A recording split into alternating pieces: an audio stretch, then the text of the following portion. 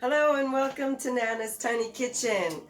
Today I'm going to do, again, some baking. Now, I've always considered myself a much better cook than baker, but I started watching some videos that I was interested in knowing the recipes and stuff, and I've learned a lot. I know that baking is more of a science, and you have to be really precise with your ingredients and your technique to get good results. So today I want to make some double chocolate and pistachio biscotti. Delicious. Okay, first we're going to start off with, in my mixer, I have 4 eggs plus 1 egg yolk.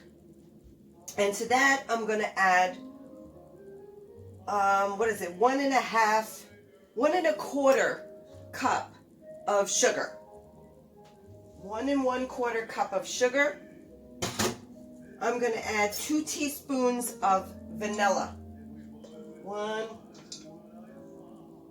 2. And I'm going to let this mix up for about 3 minutes. I want it to be nice and fluffy. So I'm going to put it on and just let it go for 3 minutes until I see that the eggs are nice and light and fluffy. And after this is mixed together, I don't know if you can hear me over the mixer, but we're going to start with our dry ingredients and add them to it. So let me get this finished up and we'll come back. All right, now my eggs are all mixed and whipped up, nice and light and fluffy. Now in this bowl right here, I sifted 2 cups of all-purpose flour, a 1/2 cup of cocoa powder, and let me see, what is it? 1 1/2 teaspoons of baking soda and a 1/2 teaspoon of salt. And this I'm going to incorporate into my egg and sugar and vanilla. But instead of using my mixer, I'm going to kind of fold it in and mix it together. Now we want to make sure that we're sifting our ingredients, our dry ingredients, so they are nice and evenly distributed. No chunkies or anything like that in your mix. Especially for the cocoa powder, because it tends to glump up. Glump, is that even a word? I don't know. Well, you know what I mean. So we're going to get this all mixed up. This is kind of like a sticky, really difficult to work with batter.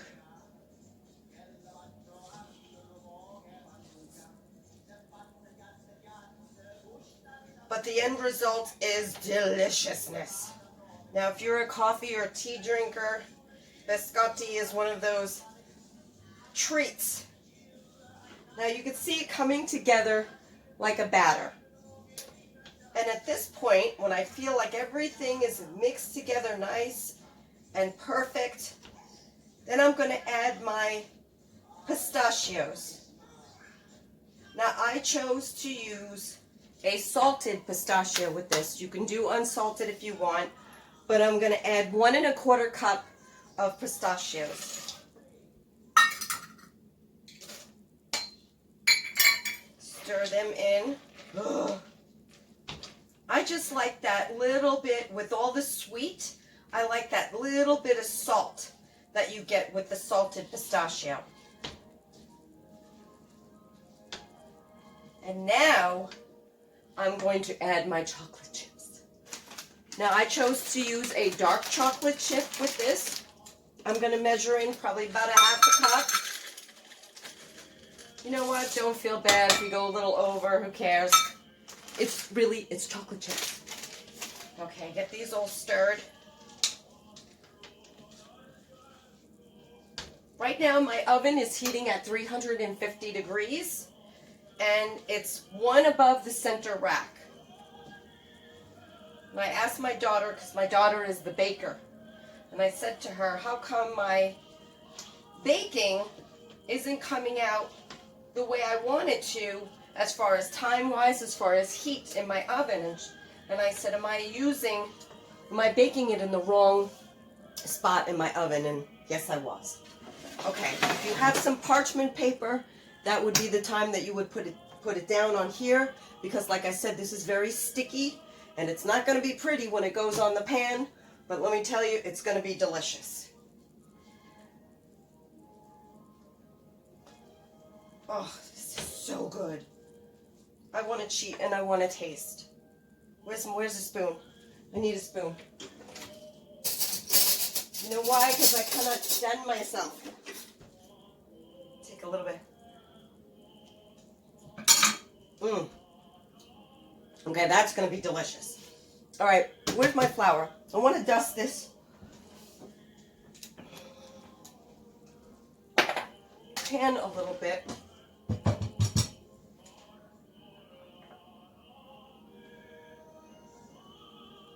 I don't know if this is going to help. It shouldn't stick to this pan. But if you have parchment paper, use it. Okay, here we go. I'm going to put it on the pan. We want to try to get it in one piece, all the way across. And just know that when it bakes, it's going to spread.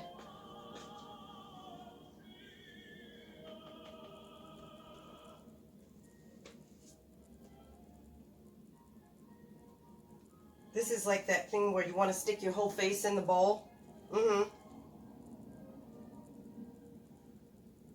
It was a privilege in the household if you got to lick the beaters or the bowl.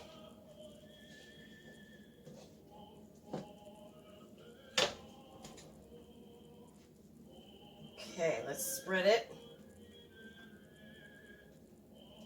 And this is going to go in 350 degrees for about 30 minutes.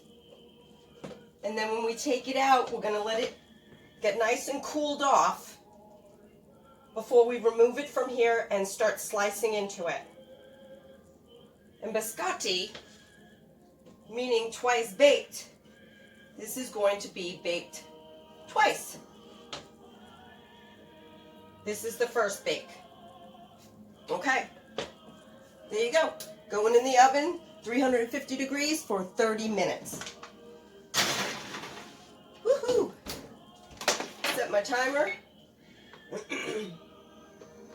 There we go. And we'll be back. Okay, I just pulled these out of the oven. 35 minutes they were at 350 degrees. And you want to let them cool pretty thoroughly, just so you can handle the tray and it's not hot to the touch. Because now we want to get them sliced up so we can place them on the dish, on our baking sheet, and put them back in the oven for our second bake to get them nice and crispy. The whole thing with biscotti, or this is more like cantucci, is that you want them to be crispy, but you want them to hold together when you dip them in your coffee or your tea. So I'm going to put it on here to get them sliced up. I could only get all these crumbs.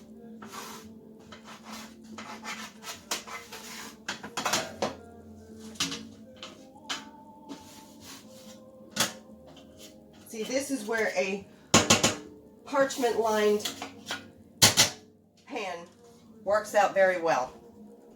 Now I have a batch in the oven that are a little bit different than these. They are a cranberry almond, straight up biscotti. Now we want to use a serrated knife when we are cutting, so you get a nice even cut. And you want to make them, I should put my glasses on because I really can't see anything. And you figure about a 1/2 inch to 3/4 of an inch maybe.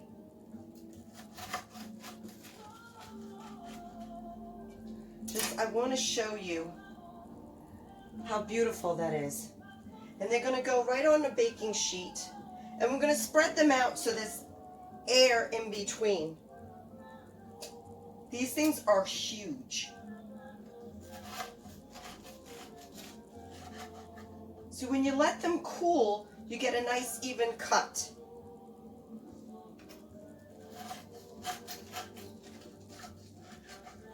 Oh my gosh. Look at this. It's a beautiful thing, isn't it? I don't know how many I'm going to be able to fit on this baking sheet, but I'll do my best.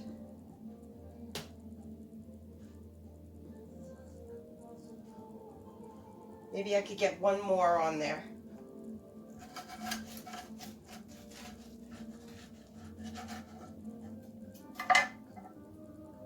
Look at that. Gorgeous and huge.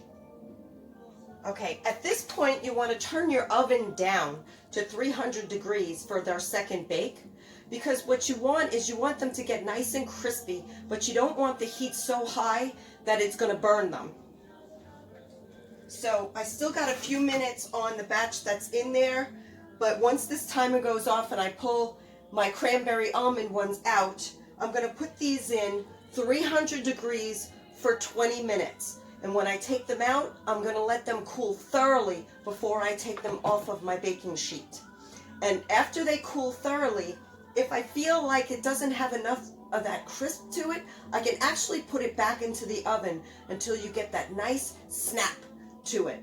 And the snap is, you want that because you want to be able to dip it in your coffee or your tea without the cookie falling apart. That's really important. Okay, out of the oven they came, nice and cooled off. I just took a few of them off of the tray. I got my other ones in the oven right now, getting nice and crisped up. But this is basically what you want. You want a nice toasted, it's almost like you could hear it when you tap on it, crisp biscotti. These things are huge. I mean, you're gonna need a double-sized thing of tea or coffee for these. But I hope you enjoy it. Listen, this was really, really easy to make. Not intimidated, speak English, not intimidating at all. If I could do it, anybody could do it. I consider myself a better cook than I do a baker, but these I had to try. They're delicious.